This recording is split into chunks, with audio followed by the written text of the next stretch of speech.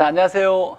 오늘은 금융론 뒷부분에서 대출 규모를 정하는 것과 감정평가에서 좀 어려운 문제이긴 하는데 사실 원가법의 적산가액을 구하는 문제인데 이 문제는 응용이 되지 않아요. 그래서 잘 내가 이해해서 이 문제를 풀어낸다면 원가법에서 이론을 정리하는 데도 매우 큰 도움이 되고 응용이 없다 보니까 이 한 문제를 정확히 연습해 놓으면 감정평가에서 어려운 계산 문제 하나를 맞출 수 있는 가능성이 굉장히 높아요. 물론 감정평가에서 가장 중요한 계산 문제는 거래사례비교법이나 공시지가 기준법을 계산 문제로 풀어내는 게 이게 첫 번째지만 원가법의 적산가액 구하는 문제까지 한다면 아마 합격하는 데 굉장히 큰 도움이 될 거예요. 많은 사람들이 어려워서 패스하거나 포기하는 문제이긴 한데 이 계산 문제를 풀어내는 것 자체가 원가법을 이해하는 데 매우 큰 도움이 되니까 원가법을 정리하는 데 매우 중요한 계산 문제니까 이해를 바탕으로 해서 연습을 좀 해나가시길 바라요. 자, 그럼 이제 문제 풀어보도록 하겠습니다. 자, 13번에 보니까 대출 승인 기준이 다음과 같을 때 대출 가능한 최대 금액이 얼마냐라고 했을 때 자, 주택일 경우에 우리가 대출 규모를 정할 때는 LTV와 DTI, 담보 인정 비율 또는 대부 비율 또는 이걸 우리가 다른 말로 여러 개 많죠. 담보 인정 비율, 대부 비율, 융자 비율, 차입 비율 많이 쓰는데 절대로 부채 비율이라고는 하진 않죠. 자, LTV가 60%, 소득 대비 부채 비율이 DTI, 총부채 상환 비율이라고 하는데 한글말이 중요한 게 아니라 영어로 LTV, DTI가 중요한 거죠. DTI는 50% 이렇게 나왔네요. 자, 그러면 주택의 담보대출 시 대출 규모를 정할 때는 자, 암기해도 괜찮아요. 이 문제는 너무 쉽게 계산 문제로 풀 수 있으니까 암기를 해 놓고 쉽게 풀어내는 방법만 익숙해지면 거의 뭐 10초도 안 돼서 문제 풀 수 있어요. 자, 첫 번째, 주택의 경우에 대출금을 정할 때 자, 만약에 LTV를 이용해서 대출액을 정할 때는 LTV에다가 부동산 가격을 곱하면 돼요. LTV 곱하기 가격. 그래서 LTV로 이용해서 대출금을 정할 때는 기준이 뭐냐면 부동산 가격 기준으로 대출액을 산정하는 것이 LTV예요. 자, 두 번째, DTI를 이용해서 대출액을 정할 때는 DTI는 소득에 대해서 즉 야, 부동산 가격에 의해서 너 몇 프로 빌려줄게. 대신에 빌려준 돈에서 네 소득에서 갚을 수 있는지 충분한지 따져볼게. 이걸 DTI라 그래요. 그럼 DTI에다가 소득을 곱하는 거죠. DTI는 소득 기준으로 대출액을 산정하는 거예요. 근데 중요한 건 DTI가 소득 기준으로 대출액을 산정하지만 이걸 대출액을 계산할 때 하나를 더 계산해 줘야 돼요. 나누기 저당 상수를 해줘야 돼요. 이렇게 해주는 것이 DTI를 이용해서 대출금을 정하는 거예요. 자, 어렵지 않죠? 자, LTV는 가격 기준 대출액을 정하는 거니까 LTV 곱하기 가격. DTI는 소득 기준 대출액을 정하는 거니까 DTI 곱하기 소득. 거기에다가 나누기 저당 상수 해주면 되고 자, 둘 다 만족해야 되니까 둘 중에 작은 규모가 최대 대출 가능 금액이에요. 왜냐면 LTV로 만약에 2억까지 빌려주겠다. DTI로 3억까지 빌려주겠다. 둘 다 만족해 주려면 자, 예를 들면 LTV는 2억까지 빌려주고 DTI로는 만약에 3억까지 빌려주겠다. 그 이상은 안 빌려주는 거예요. 그럼 둘 다 만족하려면 2억까지인 거죠. 그러니까 작은 금액이 최대 대출 가능 금액이 되는 거예요. 따로 계산해서 작은 걸 정하면 되는 거죠. 자, 그럼 이제 계산해보죠. 자, LTV가 60이니까 얘는 가격 기준이에요. 부동산 가격이 300원, 공 6개 떼고 300원이라 보죠. 그럼 300원 곱하기 0.6이니까 300 곱하기 0.6 하면 180 이렇게 나오겠네요. 자, 그러면 LTV로 180원 빌려준다는 거예요. 자, DTI로는 소득 기준이죠. 자, 공 6개 떼고 40원 곱하기 0.5 하면 40 곱하기 0.5 하면 얘가 20 나오겠죠. 근데 얘가 대출금이 아니라 여기다 뭐 해야 된다?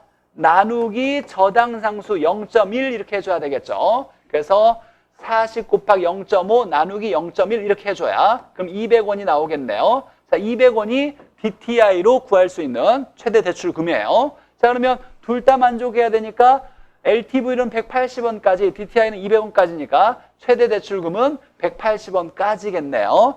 최대 대출금은 180원. 공 6개 붙이면 1억 8천 이렇게 빌려줄 수 있겠죠. 자, 이 식을 기억해놔야 되겠죠. LTV로는 LTV 곱하기 가격, DTI는 DTI 곱하기 소득 나누기 저당상수 이렇게 해서 DTI 곱하기 소득 나누기 저당상수. 자, 이건 중간에 계산한 거고, 자, 40 소득 곱하기 DTI 나누기 저당상수 이렇게 해서 자, 200원을 구했고 둘 중에 어떤 거? 작은 거니까 180원이 최대 대출 금액이겠죠. 자, 꼭 정리해서 자, 이 식을 암기해서 이 문제 나오면 보너스 나왔다 생각하고 자신 있게 또 풀어낼 수 있도록 연습을 해야 되고, 자, 그 다음에 이제 감정평가로 들어가서 원가법 한번 보도록 하죠. 계산 문제 중에 어려운 유형이긴 하지만 원가법을 이해하는데 이 계산 문제 풀이법에 다 들어가 있어요. 자, 한번 따져보죠. 자, 원가법은 감정평가 방법에서 가액을 구하는 거예요. 원가 방식에서 원적, 가액은 원가법, 임료는 임대료는 적산법 이렇게 있죠. 자, 가액을 구하는데 자, 여기서 감가수정액은 얼마냐? 자, 원래 이제 원가법에서 가액을 정하는 건 재조달 원가에다가 감가총액을 빼주는 거예요. 즉, 감가총액을 감가누계액이라 그래요. 감가누계액을 빼주면 되는데 이 빼주는 과정을 뭐라고 하냐면 감가수정이라 그래요. 그래서 원가법은 재조달 원가를 뭐하여? 감가수정하여 가액을 정하는 방법을 원가법이라 그래요. 자, 그러면 재조달 원가는 중요한 거 언제나 기준 시점의 원가를 얘기하는 거예요. 신축 시점의 원가가 아니라 감정평가 기준이 되는 날짜로 총 공사비가 원가죠. 총 비용의 합, 원가를 기준 시점으로 바꿔놓은 걸 재조달 원가라 그래요. 자, 기준 시점으로 다시 조달한 원가에다가 감가총액, 감가누계액을 빼주면 가액이 계산되는데, 자, 이때 빼주는 과정, 감가누계액을 빼주는 걸 감가수정하여, 그러면 이제 법령이 어떻게 나왔냐면 원가법은 재조달 원가를 감가수정하여 가액을 계산하는 감정평가 방법을 원가법이라 한다. 이렇게 정리될 거예요. 자, 이 식을 통해서 법령에 나와 있는 원가법의 정의도 우리가 떠올릴 수 있어야 되고, 재조달 원가에 대한 이해도 할 수 있어야 돼요. 자, 원가는 총 공사비인데 기준 시점으로 다시 조달한 원가다라는 거. 자, 이때 보니까 준공은 2009년, 기준 시점은 2014년, 5년이 지났죠. 5년이 경과했네요. 자, 5년이 경과했다. 이건 중요하게 쓸 거예요. 자, 그리고 신축 공사비, 준공 시점에서 2009년에 공사했던 총 공사비 원가가 신축 공사 원가가 신축 공사 원가가 200원이라고 나왔어요. 공 6개는 떼어버리죠. 자, 그러면 얘는 재조달 원가는 아니죠. 준공 당시의 원가, 준공 당시의 원가가 200원이고 얘를 뭐 해야 되냐면 기준 시점으로 바꿔줘야 돼요. 이게 바꿔주는 걸 우리가 시점 수정이라 그래요. 시점 수정은 물가 상승률, 공사비 상승률, 물가 변동률을 반영해줘서 기준 시점으로 이 공사비를 바꿔준 것을 우리가 시점 수정한다 이렇게 돼요. 이렇게 해야 뭐가 되냐면 재조달 원가가 되는 거예요. 자, 이렇게 될 거고, 자, 경제적 잔존 연수, 돈 벌 수 있는 잔존 내용 연수가 45년이래요. 남은 게 45년이죠. 근데 몇 년이 지났냐면 5년이 지났대요. 그럼 이 건물에 돈 벌 수 있는 경제적 총 내용 연수는 몇 년이냐면 경제적 내용 연수는 지난 거 5년 지났고 45년 남았으니까 총 내용 연수는 50년 되겠네요. 50년 이렇게 계산할 수 있고, 자, 보니까 2009년부터 2014년까지 물가가 10% 올랐대요. 이때 준공했을 때부터 기준 시점까지 10%가 올랐대요. 그러면 10% 오른 것만 반영해주면 되겠죠. 즉, 준공을 100이라고 봤을 때 기준 시점이 10이 올랐으니까 110. 쉽게 얘기하면 1.2를 계산해주면, 곱해주면 되겠죠. 1 플러스 R을 곱해주면 되는 거예요. 즉, 100분의 110을 곱해주면 될 거고. 자, 중요한 건 정액법을 쓴대요. 정액법. 자, 정액법은 매년 감가액이 똑같다라는 거예요. 재조달 원가가 50년 동안 경제적 내용 연수 동안 매년 똑같이 감가된다라는 걸 의미해요. 정액법을 의하고, 내용 연수 만료 시 잔존 가출이 10%가 있대요. 잔존 가치 10%는 감가되지 않는다 이런 얘기죠. 자, 일단 쉽게 얘기하면 이런 거예요. 만약에 우리가 이제 계산을 해볼 텐데 제조달 원가가 100원이라 보죠. 자, 제조달 원가가 원가가 100원인데 자, 얘가 50년 동안 감가가 된대요. 자, 그럼 1년에 감가가 얼마씩 되냐면 2원씩 감가된다는 거예요. 그럼 얘는 2원씩 매년 감가가 된다는 거예요. 매년 감가액은 2원씩 된다는 얘기인데 자, 이렇게 나오는 경우도 있고 또는 만약에 자, 100원이 있는데 제조달 원가가 경제적 내용연수가 50년인데 만약에 잔존 가치가 있대요. 즉 시간이 지나도 경제적 내연수가 끝나도 감가되지 않는 부분이 10%가 있더라라고 나왔어요. 그러면 100원의 10%는 10원이죠. 100원의 10%니까 100에다가 0.1을 곱하면 0.1 곱하기 100 하면 10이 나오니까 이 10원은 감가되지 않는다는 거죠. 그럼 얼마만 감가된다? 90원만 감가된다는 거예요. 그러면 이걸 우리가 또 계산할 때는 이렇게 계산할 수 있겠네요. 100원 중에 10%는 이건 감가되지 않으니까 감가되는 부분은 얼마만 되냐면 90% 0.9만큼만 90원만 감가돼서 50년으로 나누면 1년의 감가액을 계산할 수 있는 거예요. 그러니까 제조달 원가가 매년 50년 동안 똑같이 감가되는 게 이게 정액법인데 자, 이걸 이렇게 계산할 수 있는데 만약에 잔존 가치가 있다라면 즉 잔존 가치를 빼고 50년으로 나눠줘야 한다는 거예요. 근데 이걸 계산하기 편하게 10%에 해당되는 것을 빼고 감가가 되는데 그럼 감가되는 만큼은 90%니까 100에다가 0.9를 곱하고 50으로 나눠도 되겠네요. 이렇게 계산을 풀어나가면 좀 더 수월해질 거예요. 자, 그럼 한번 풀어보죠. 자, 제조달 원가를 구해야 되는데 준공 당시 원가가 200원이고 자, 공 6개는 없애버리고 얘를 뭐 해야? 즉 시점 수정을 해야 돼요. 자, 시점 수정을 해서 제조달 원가, 기준 시점의 원가로 구해야 되는데 자, 이 원가는 200원을 시점 수정하면 되겠죠. 자, 시점 수정은 물가 상승률을 반영하는 거예요. 10%가 올랐대요. 즉 준공 당시를 100으로 잡았을 때 기준 시점이 10이 올랐으니까 110이 되는 거죠. 자, 그러면 200에다가 1.1을 곱하는 거니까 220원이 이게 제조달 원가인 거예요. 제조달 원가. 자, 첫 번째 제조달 원가를 구했고 두 번째 자, 매년 감가액 1년치 감가액을 얘기하는 거예요. 즉 1년 감가액을 계산하려면 제조달 원가가 경제적 내용 연수가 5년 지났고 45년이 남았으니까 총 몇 년?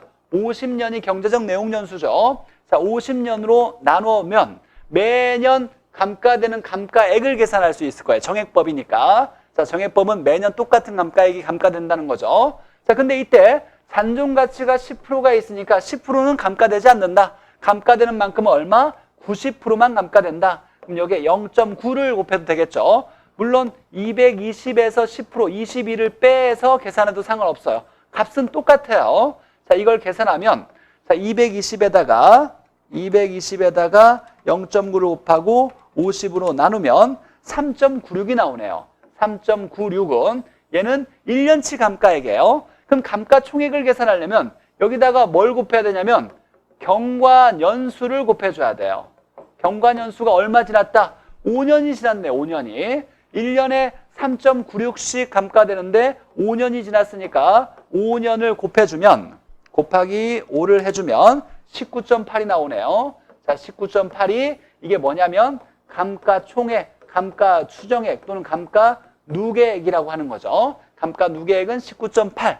그러면 1980만 원 이렇게 되겠죠. 1980만 원. 자, 이게 이제 감가 누계액을 계산한 거고 그러면 여기에서 감가 수정액, 감가 누계액을 계산하라고 했지만 만약에 적산가액이 얼마냐? 이 문제에서 적산, 원가법을 통해서 구한 시산가액을 적산가액이라 그래요. 가액은 얼마냐? 제조달 원가에 감가 누계액을 빼면 되니까 감가 누계액을 빼는데 제조달 원가가 얼마? 220이죠. 220에서 얼마를 뺀다? 19.8을 빼면 자 19.8 빼기 220 하면 200.2가 나오네요. 200.2 이게 뭐냐면 2억 20만 원 되겠죠. 2억 20만 원이 이게 적산 가액이 되는 거고 이 문제에서는 감가 누계액을 계산하라고 했으니까 19.8이 답이 되겠죠. 자, 다시 한번 정리하자면, 자, 지문에서 봤더니 준공 기준 시점 5년 지났다. 준공 시점의 원가가, 공사비가 200원이니까 얘를 기준 시점으로 시점 수정해주면 재조달 원가가 되고, 자, 경제적 내용 연수가, 잔존 내용 연수가 45년이니까 5년 지났고 45년 남았으니까 경제적 내용 연수 50년인데, 자, 물가 상승률 10%니까 이건 시점 수정할 때 쓰겠죠. 10% 올랐고, 정액법이니까 이 50년으로 나눠줄 건데, 잔존 가치가 10%니까 재조달 원가의 90%, 10% 뺀 나머지 90%만 50년에 걸쳐서 똑같이 나눠지겠다. 감가가 되겠다. 그래서 1년치 감가액을 계산해서 여기에다가 경관 연수를 곱해주면 감가 누계액이 계산되는 거고, 그래서 답은 구했고, 만약에 다음번 문제는 이제 가액을 구하라고 할 거예요. 적산가액을. 그럼 재조달 원가에서 감가 누계액만 빼주면 되겠네요. 그럼 이제 적산가액이 구해지겠죠. 좀 다소 좀 어려울 수 있지만 원가법을 이해한다라면, 이 단어의 뜻과 이 식을 이해한다라면 이 계산 문제도 충분히 풀어낼 수 있을 거예요. 자, 무조건 외워서 풀 수는 없어요. 이 문제는 이 원리를 충분히 이해해서 이해한 걸 바탕으로 해석하면서 이 계산 문제를 풀어나가는 걸 연습을 해야 돼요. 자, 원가법에 대해서는 이 계산 문제 하나로도 원가법을 이해하는 데 충분하니까 여러분이 좀 더 내가 이것도 할만하겠다 욕심이 난다라면, 어느 정도 이해가 된다라면 이제 감정평가 원가법을 한번 내용을 살펴보면서 아, 이런 내용이었구나 라고 확인하면서 계산 문제를 풀어나가시면 감정평가 계산 문제 하나 더 맞출 수 있을 거예요. 열심히 노력하시길 바라고, 자, 오늘은 여기까지 하고 다음 시간에 또 뵙도록 하겠습니다.